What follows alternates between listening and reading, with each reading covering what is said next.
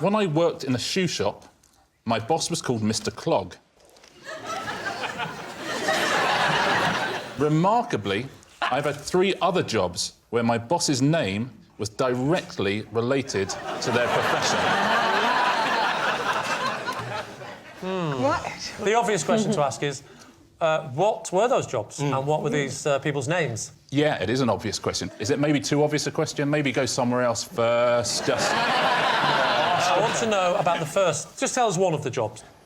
At school, I worked in a warehouse and the boss was called Mr. Foreman. Mr. Foreman? OK. And what was your job? Getting stuff down from the top shelf, Yes. obviously. How would you rate Foreman as a boss? If he was suspicious, would he grill you? Foreman? Yeah, listen. Very good. Okay. Why did you have so many jobs? Did you keep getting sacked? No further questions. What were the other 2 jobs? Yeah, what was the other jobs? I worked in... Do you remember the predecessor to Iceland, which was B-Jam? Yeah. My supervisor was called John Frost. Frost, B-Jam. You can see why B-Jam didn't last, because people will go, why don't they just call it honey? Your final job was? Well, it was my first ever job in television. And that was? It was a researcher on a computer games programme. OK, and your boss was called? My boss is called Tony Verrill. What does Verrill mean? In relation to what do you mean? It's a surname, but his initials were TV.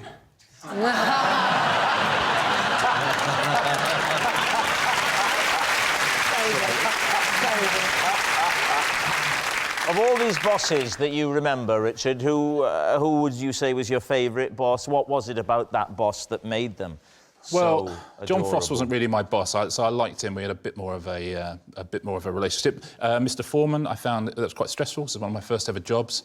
And Tony Verrill still works in the industry, so I will not be passing comment. Tony Verrill still works in the industry. I've never come across him. Yeah, I've not come across Tony Have you come Verrill. across him, David? Yeah, I think I've worked with Tony. Sure, not 100%, but yeah. Do you know who Tony Verrill is? I have no... Tony Verrill? No, never heard of him. It's weird that none of us 3 have heard of Tony Verrill, and yet all you 3 have heard of Tony Verrill. Catherine hasn't. Catherine has or hasn't? I haven't, but it rings a bell. Oh, so you...